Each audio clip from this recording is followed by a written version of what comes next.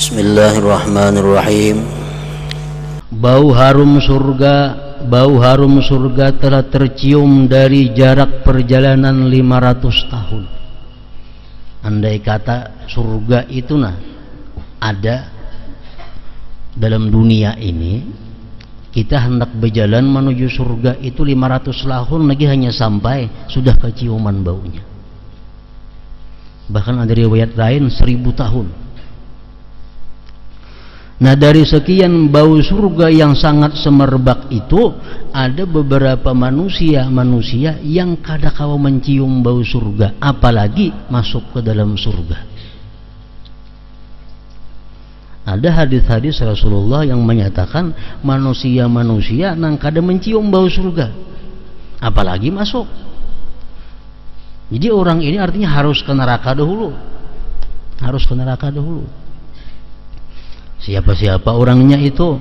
Rasulullah mengatakan, manidda'a ila ghairi abihi lam yarah raihatal jannah. Salah satunya itu, siapa yang mengakui kepada bukan abahnya, maka dia tidak akan mencium bau-bauan surga. Orang yang mengakui kepada bukan abahnya kada mencium bauan surga, apalagi masuk. Si anu tu abahku, padahal kada. Aku keturunan anu, padahal kada. Nah, mengakui yang bukan dalam hal keturunan. Nah, ini bahaya. Termasuk dalam kitab Al-Kabair karangan Ibnu Hajar, dikumpulkan dengan dosa-dosa yang besar. Di antaranya lagi, orang nang kada mencium bau surga, man ta'allama ilman mimma yubtagha bihi wajhullah azza wa jalla yata'allamuhu illa liyusiba bihi 'ardan minad dunya lam yajid 'arfal jannah yaumal qiyamah. Siapa belajar ilmu, siapa yang belajar ilmu yang semestinya karena Allah, dia tidak belajar ilmu itu melainkan untuk mendapatkan dunia, maka dia tidak akan mencium bau surga pada hari kiamat. Kalau kita belajar ilmu pertanian supaya nyaman kita berusaha, supaya nyaman cari duit, itu kada jadi masalah. Belajar bertukang karena nyaman bila bisa bertukang diupahi orang, lalu pegawai bekerja dapat duit, itu kada jadi masalah. Ini orang belajar ilmu agama yang mestinya karena Allah, tapi dia gunakan ilmu agama itu untuk mencapai kedudukan atau kepangkatan, untuk mencari duniawi.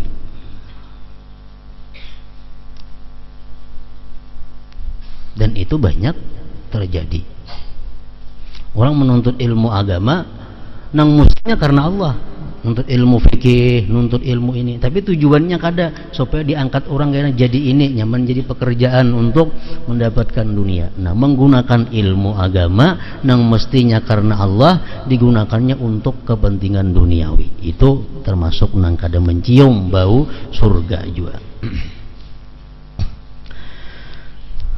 Termasuk pula dalam hadis itu, wa iyyakum wa uquqal walidain fa inna rihal jannah yujadu min masirati alfi am wallahi la yajiduha aqun wala qati'u rahim wala syaikhun zanin wala jarrun izarahu khuyala innamal kibriya lillahi rabbil alamin.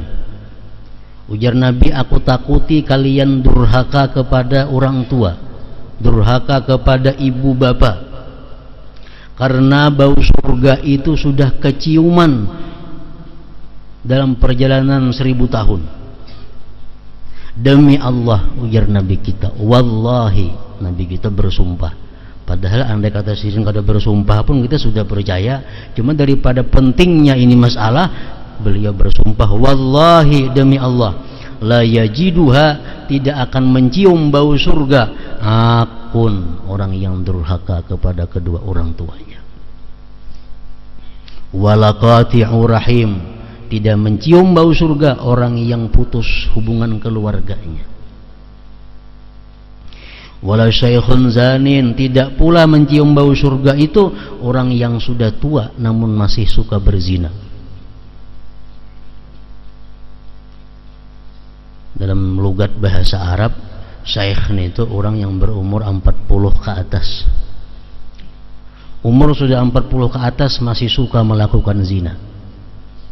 Ini kada akan mencium bau surga.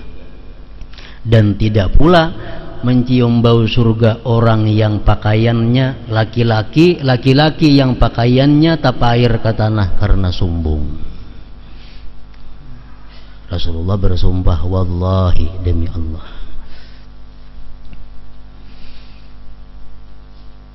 di antaranya lagi yang tidak bisa mencium bau surga itu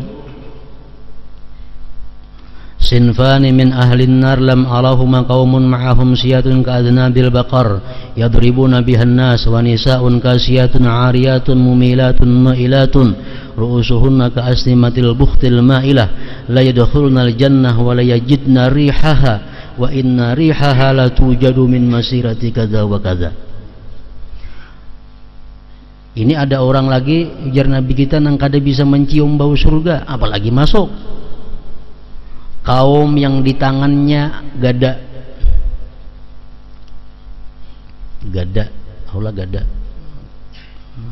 kayu yang panjang setengah meter gada.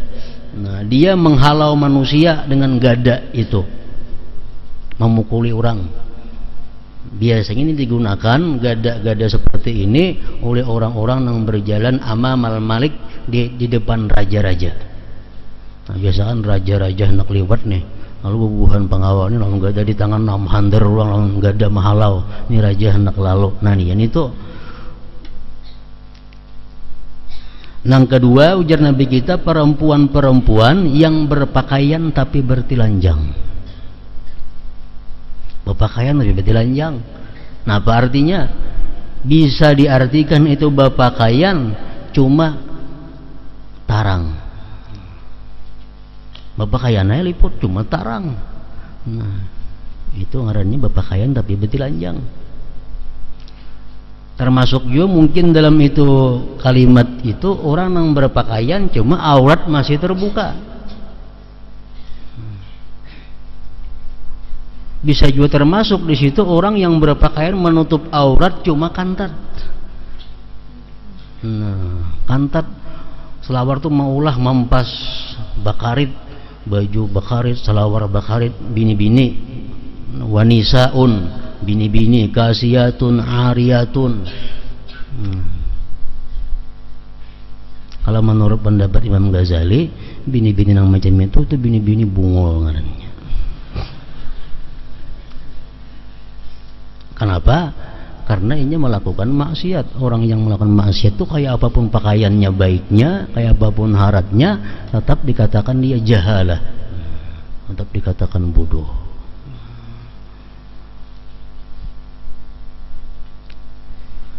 Nah, perempuan-perempuan yang macam itu jangankan masuk surga, mencium baunya aja kada. Masuk neraka dahulu. Hanya kayaknya sudah selesai di neraka sudah hanya bisa dimasukkan ke dalam surga berkat syafaat Rasulullah sallallahu alaihi wasallam.